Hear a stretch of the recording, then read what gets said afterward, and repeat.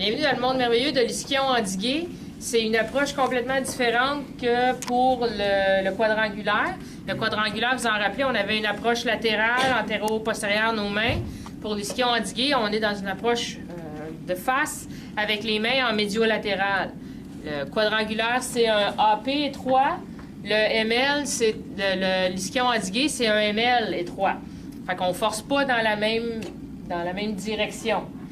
Puis, donc, la façon dont on va prendre le plâtre va être différente aussi.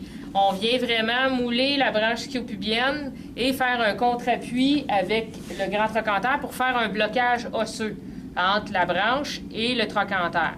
Fait que la façon de procéder, mon patient est amputé à droite, OK?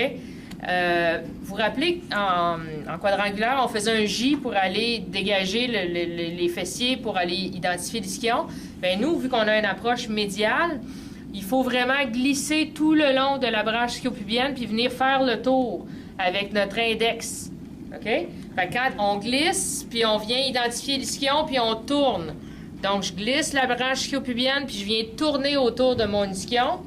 Mon majeur vient en dessous. En dessous, fait que l'ischion est assis ici. Ah, OK. Là.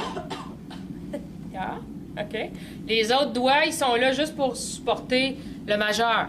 Fait que je glisse ma main, je fais le tour de l'ischion, puis mon doigt en dessous, mon majeur, il vient juste, il lève pas. OK? En quadrangulaire, il fallait lever l'ischion. OK? Il lève absolument pas, il vient juste nous dire où il finit l'ischion. Puis les autres doigts viennent comme support, c'est tout.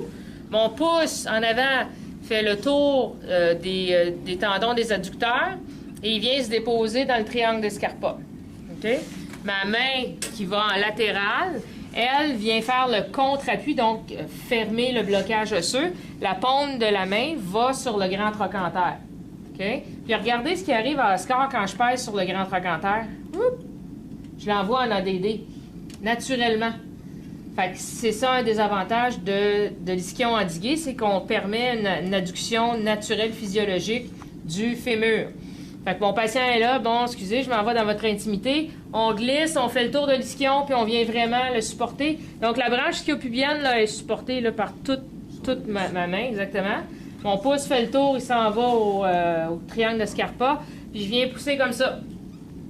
Fait que ça fait qu'on a une prise vraiment, faut le sentir quand on peut, j'ai peur de me faire assommer. Donc on peut vraiment, comme on faisait avec l'ischio endigué, avec le quadrangulaire, on pouvait lever le patient.